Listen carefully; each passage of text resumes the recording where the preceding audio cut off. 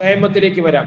തയമ്മം പരിശുദ്ധമായ ഖുർആനിൽ അല്ലാഹു തആല എടുത്തു പറഞ്ഞ കാര്യമാണ്. ഒന്ന് സൂറത്തുൻ നിസാഇന്റെ 43-ാമത്തെ ആയത്ത്, യാ അയ്യുഹല്ലദീന ആമനു ഇല്ലാ ആബിരി സബീലിൻ ഹത്താ തഗ്തസിലു വഇൻ കുൻതും മർളാ ഔ അലാ സഫരിൻ ഔ ജാഅ അഹദും മിൻകും മിനൽ ഗായിത് أو لامستم النساء فلم تجدوا ماء فتيمموا صعيدا طيبا فامسحوا بوجوهكم وأيديكم إن الله كان عفوا غفورا.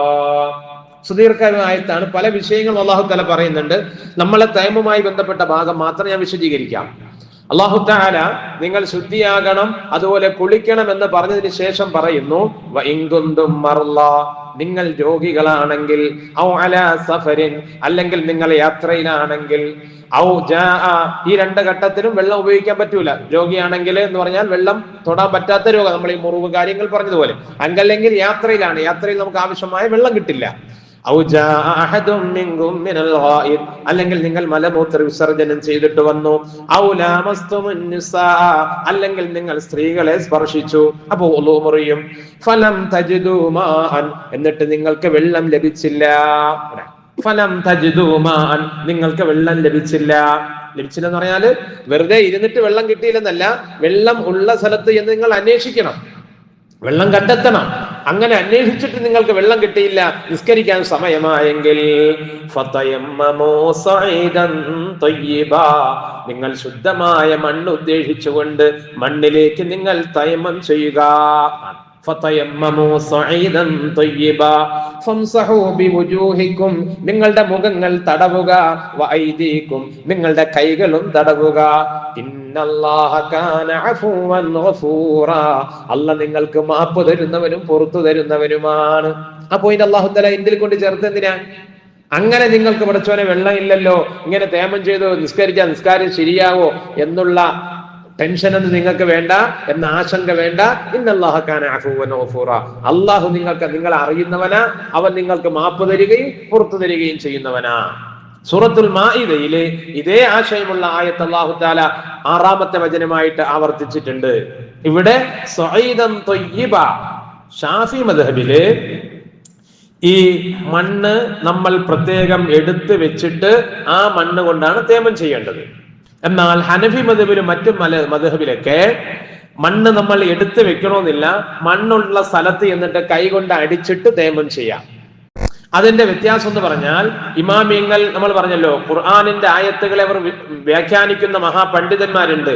അവർ വ്യാഖ്യാനിച്ചതനുസരിച്ച് അവർക്ക് കിട്ടിയ ഇൽമ അങ്ങനെയാണ്. കാരണം ഈ സൂറത്തുൻ നിസാഇന്റെ 43-ാമത്തെ ആയത്തില് ഫലം തജിദൂ മാഅൻ ഫതയമ്മമൂ സഈദൻ ത്വയ്യിബാ, നിങ്ങൾ നല്ല മണ്ണിനെ കരുതി പോവുക, നല്ല മണ്ണ് നോക്കി നിങ്ങൾ തേമം ചെയ്യുമെന്ന് പറഞ്ഞത്. സഈദൻ ത്വയ്യിബ എന്ന് പറഞ്ഞാൽ സാധാരണ ഭൂമിയുടെ നിരപ്പിൽ നിന്നും ഒരൽപ്പം ഉയർന്നു നിൽക്കുന്ന മൻകൂനകൾ, ആ മൻകൂനയിൽ നിങ്ങൾ തേമം ചെയ്യാൻ പറഞ്ഞു. എന്നിട്ട് അതുകൊണ്ട് നിങ്ങൾ മുഖവും കൈകളും തടവാൻ പറഞ്ഞു. ഇമാം ഹനഫി ഇമാം റളിയല്ലാഹു അൻഹു പറയുന്നത്, അപ്പോൾ എവിടെയാണോ മണ്ണുള്ളത് അതിൽ ചെന്ന് അടിച്ചിട്ട് നിങ്ങൾക്ക് തേമം ചെയ്യാം.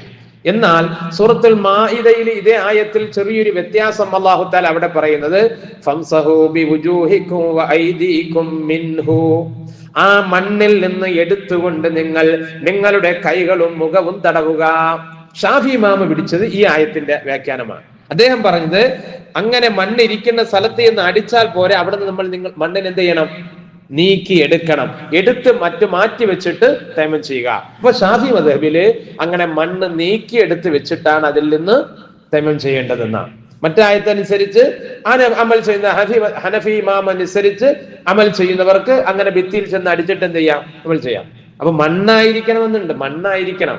അപ്പൊ ആളുകളൊക്കെ അത് സിമന്റിൽ ചെന്നിട്ട് അടിച്ചിട്ടും അതനുസരിച്ച് എന്ത് ചെയ്യും? അടുത്തേക്ക് ഹറമില് പള്ളിയിൽ ഇരുന്നപ്പോൾ, മക്കയിൽ പള്ളിയിൽ ഇതപ്പോ ഒരാൾ നല്ല കടന്ന് ഇറങ്ങുന്നുണ്ട്. ബാങ്ക് വിളിച്ചിട്ടും ആൾ ഉണർന്നില്ല, ചിലൊക്കെ വിളിച്ചിട്ട് മൂപ്പര് ഉണർന്നിട്ടില്ല. എന്തോ മാനസിക അസ്വസ്ഥ ഉള്ള പ്രശ്നമാണെന്ന് തോന്നുന്നു, അല്ലാഹു ആലം. എന്തായാലും ഇക്കാമത്ത് കൊടുത്തപ്പോ മൂപ്പര് ചാടി എണീച്ചിട്ട് അവിടെ തൂണുണ്ടല്ലോ, മക്കത്ത് പള്ളിയിൽ തൂണുണ്ടല്ലോ, ആ തൂണിൽ എന്ത് ചെയ്ത് കൈ കൊണ്ടൊന്ന് അടിച്ചിട്ട് എല്ലാവരും പങ്കെടുത്ത് നിസ്കരിച്ചു. അതേത് മതമാണെന്ന് അറിയില്ല. ഒതു ചെയ്യാൻ പുറത്തൊരുപാട് വെള്ളമുണ്ട്.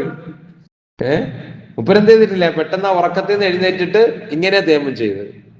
എങ്ങനെയുണ്ട് അത്? ഒരു മതമനുസരിച്ചും അതെന്താവൂല, സഹിയാവൂല. ഓരോരുത്തർക്ക് അതിങ്ങനെ പഠിച്ചതിന് അത്ര ലാഘവത്തോടെ തന്നെ കണ്ടത് കൊണ്ടാണ്. ഖുർആൻ വ്യക്തമായിട്ട് പഠിപ്പിക്കുന്ന കാര്യമാണ്. ഇമാമിയങ്ങൾ അത് എങ്ങനെ ചെയ്യണമെന്നതിന്റെ രൂപം ഇമാമിയങ്ങളും പഠിപ്പിക്കുന്നുണ്ട്. അതാണ്. അല്ലാഹു തആല മനസ്സിലാക്കാൻ തൗഫീഖ് നൽകട്ടെ. പറഞ്ഞു വരുന്നത്, അപ്പൊ തയമ്മം എന്നുള്ളത് പ്രധാനപ്പെട്ട ഒരു കാര്യമാണ്. അല്ലാഹു തആല പരിശുദ്ധ ഖുർആനിൽ പറഞ്ഞ വിഷയമാണ്. വെള്ളം ഉപയോഗിക്കാൻ കഴിയില്ല എന്നതുകൊണ്ട് നിസ്കാരം ഉപേക്ഷിക്കാനുള്ള ഒരു കാരണവും മുസ്ലിമിന് അല്ലാഹു തആല വെച്ചിട്ടില്ല. അപ്പൊ എങ്ങനെയാണ് തേമം ചെയ്യുക? ഈ രണ്ട് കാരണം, ഒന്ന് വെള്ളം നഷ്ടപ്പെട്ടു പോവുക, അല്ലെങ്കിൽ വെള്ളം ഉപയോഗിക്കാൻ പറ്റാത്ത രോഗങ്ങളോ ഈ നേരത്തെ ഞാൻ പറഞ്ഞതുപോലെ ബാൻഡേജും മറ്റുമൊക്കെ ചുറ്റിയിരിക്കുന്ന ഒരു അവസ്ഥയാണെങ്കിൽ തേമം ചെയ്യണം. തേമത്തിന് രണ്ട് ഫർളുകളാണ് തേമത്തിനുള്ളത്. വളരെ എളുപ്പമാണ്. ഒന്ന് നീയത്ത്. നമ്മൾ പറഞ്ഞില്ലേ, ഏതൊരു കാര്യത്തിനും നീയത്തുള്ളത് പോലെ തേമമിനും നീയത്തു ഇസ്തിബാഹത്തി സ്വലാ, നിസ്കാരത്തെ ഹലാലാക്കുവാൻ വേണ്ടി ഞാൻ തേമം ചെയ്യുന്നു എന്ന് കരുതണം. എപ്പോഴാ കരുതേണ്ടത്? ഈ തേമം ചെയ്യാൻ വേണ്ടി മണ്ണ് നമ്മൾ തയ്യാറാക്കി എടുക്കുമല്ലോ. ആ തയ്യാറാക്കി എടുത്ത് വെക്കുന്ന സമയത്ത് അടിക്കുന്നതിന് മുമ്പ് ഇപ്പൊ ഞാൻ ഈ മണ്ണെടുത്തതിന്റെ ഉദ്ദേശം എനിക്ക് തേമം ചെയ്യാനാണ്, ആ ഒരു നീയത്ത്, നിസ്കാരത്തെ ഹലാലാക്കാൻ വേണ്ടി ഞാൻ തേമം ചെയ്യുന്നു, അല്ലെങ്കിൽ വുളൂഇന് പകരം ഞാൻ തേമം ചെയ്യുന്നു എന്ന് കരുതുക. അവിടെ ചെറിയ അശുദ്ധി എന്ന് ശുദ്ധിയാകാൻ വേണ്ടിയെന്നോ വലിയ അശുദ്ധി എന്ന് ശുദ്ധിയാകാൻ വേണ്ടിയെന്നോ നീയത്ത് ചെയ്യാൻ പറ്റൂല.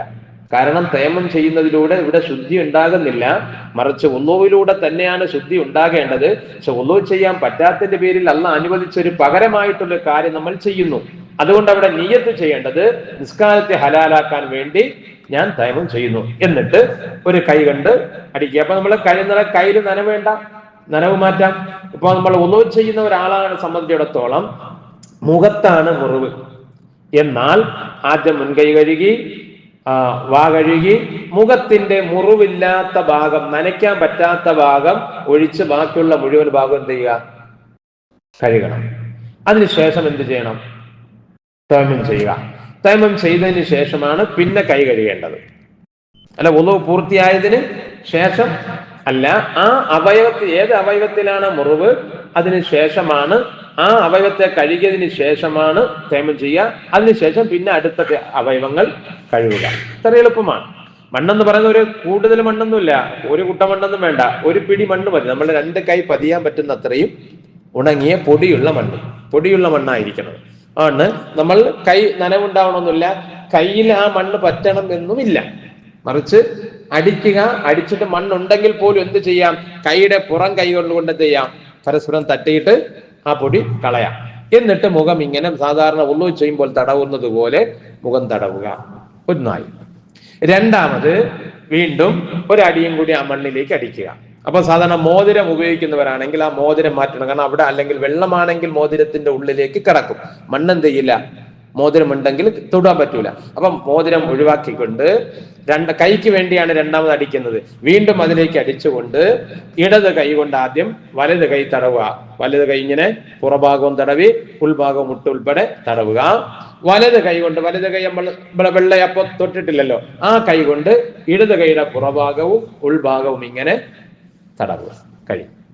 പിന്നെ പൂർണ്ണമായിട്ട് രണ്ട് കൈയും പൂർണ്ണമായിട്ടാവാനുള്ളത്. തേമം കഴിഞ്ഞു. വളരെ സിമ്പിളാണ്, വളരെ എളുപ്പമാണ്. ഇത് ചെയ്യാൻ പറ്റാത്തതിന്റെ പേരിലാണ് ആളുകൾ നിസ്കാരം ഉപേക്ഷിക്കുക. അല്ലാഹു തആല കാത്തുരക്ഷിക്കട്ടെ. അപ്പോ എത്ര പ്രാവശ്യം ഏത് അവസ്ഥയിലാണെങ്കിലും ഇത്രയും ചെയ്താൽ മതി എന്നാണ്. ഇനി വുളൂഇന്റെ രണ്ട് അവയവത്തിലും മുറിവുണ്ട്, കാലിലും കയ്യിലുമാണ് മുറിവുണ്ടെങ്കിലോ രണ്ട് തേമം ചെയ്യണം. കൈ കഴുകുമ്പോൾ അവിടത്തേക്ക് വേണ്ടി തേമം ചെയ്യണം, കാല് കഴിയുമ്പോൾ അവിടത്തേക്ക് തേമം ചെയ്യണം. ഇനി കുളി നിർബന്ധമായ ഒരാൾ, ജനാബത്തുള്ള ഒരാൾ, വലിയ ശുദ്ധിയുള്ള ഒരാള് മുതുകലോ അല്ലെങ്കിൽ തലയിലോ മുറിവുണ്ടെങ്കിലോ ആദ്യം എന്ത് ചെയ്യാം? തേമം ചെയ്യാമെന്നാണ്. ആദ്യം തേമം ചെയ്യേണ്ടത് മുതുകിലോ തലയിലോ അല്ല, ഏത് അവയവത്തിലാണ് മുറിവെങ്കിലും, ഏത് അവയവത്തിലാണ് വെള്ളം ഉപയോഗിക്കാൻ പറ്റാത്തതെങ്കിലും തേമം എവിടെയാണ് ചെയ്യേണ്ടത്? മുഖത്തും കയ്യിലും മാത്രം. കാലിലാണ് മുറിവ്, കാല് കഴുകാൻ പറ്റുന്നില്ല, മണ്ണ് വെച്ചിട്ട് എന്ത് ചെയ്യണ്ട? കാല് തേമം ചെയ്യണ്ട, മറിച്ച് കാല് സുഖമുള്ള ഭാഗം കഴുകി ബാക്കിയുള്ള കെട്ടിന്റെ മേൽ വെള്ളം കൊണ്ട് തടവണം. മണ്ണ് കൊണ്ട് തടവിയല്ല, കെട്ടിന്റെ മേൽ എന്ത് ചെയ്യാം?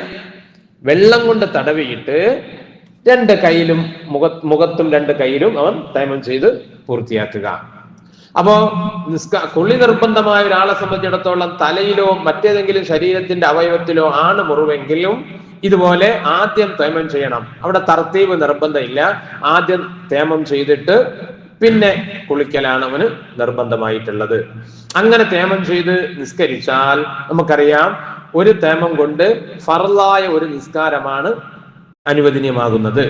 ഇപ്പൊ ലൊഹർ നിസ്കരിക്കാൻ ഒരാൾ തേമം ചെയ്തു, എന്നിട്ട് അസറിന്റെ സമയമായപ്പോൾ വുളൂ മുറിഞ്ഞിട്ടില്ലെങ്കിലും വുളൂ മടക്കണ്ട. അവൻ എന്തിനു മടക്കണം? തയമ്മം മടക്കണം. അപ്പൊ വുളൂ മുറിയുന്ന കാരണങ്ങൾ ഉണ്ടായാൽ മാത്രം വുളൂ പുതുക്കിയാൽ മതി, വുളൂ എടുത്താൽ മതി. പക്ഷേ തയമ്മം ഒരു ഫർള് കൊണ്ട്, ഒരു തേമം കൊണ്ട് ഒരു ഫർളാണ് നിസ്കരിക്കാൻ പറ്റുക. സുന്നത്ത് എത്ര വേണമെങ്കിലും നിസ്കരിക്കാം. ഇതാണ് തേമമിന്റെ വിഷയങ്ങളുമായി ബന്ധപ്പെട്ട കാര്യങ്ങൾ. കുളിക്ക് പകരവും തേമം ചെയ്യാം, വുളൂവിന് പകരവും തേമം ചെയ്യാം.